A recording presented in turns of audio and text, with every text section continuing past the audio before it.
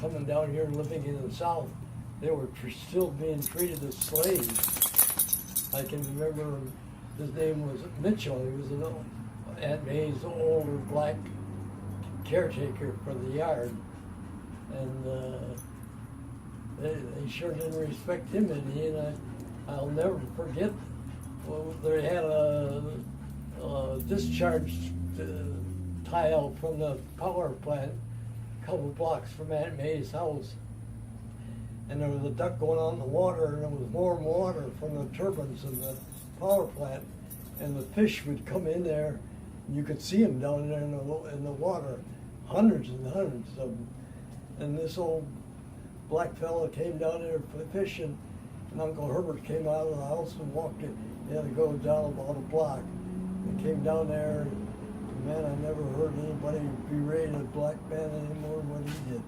And all I can remember, that old black fellow, "Yeah, sir, mister, I'm leaving, yeah, sir, just don't hurt me, And he left right away.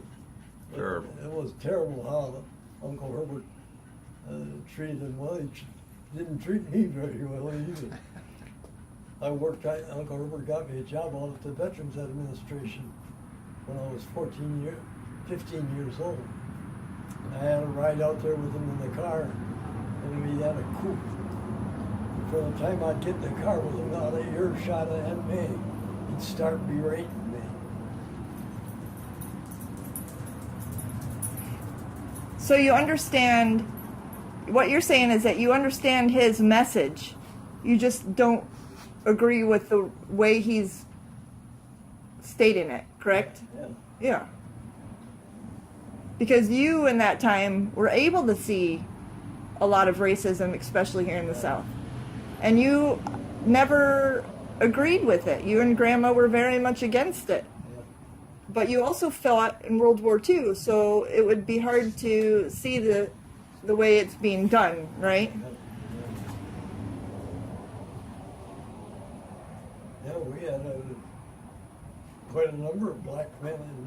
In fact, the first battle that we were in, the kamikazes came down, and they were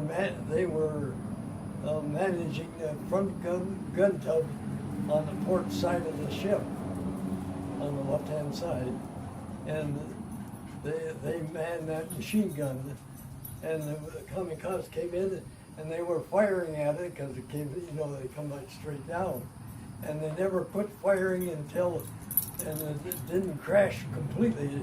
The wing crashed the gun tub and killed a bunch of the black fellows, and some of them got a Medal of Honor for that. But it killed a bunch of them. But they kept firing at that kamikaze until he crashed the plane, right? And he never hit the main part of the ship. So they were heroes. Sure. Never quit firing until it hit the water. That was brave. So they saved a bunch of people's lives. To be able, yeah. If they had hit, we never had a fuel tank on board the ship hit. If we would have, I probably wouldn't be here. But of all the kamikazes and everything else that happened, we never had one hit the aviation fuel tank or the fuel tank for the ship itself. In fact, I don't know where the fuel tanks apparently were forward in the ship someplace. How many people did you lose on your tour on USS Intrepid? Mary, it's in the book that I got. I think altogether we lost 400 and some men.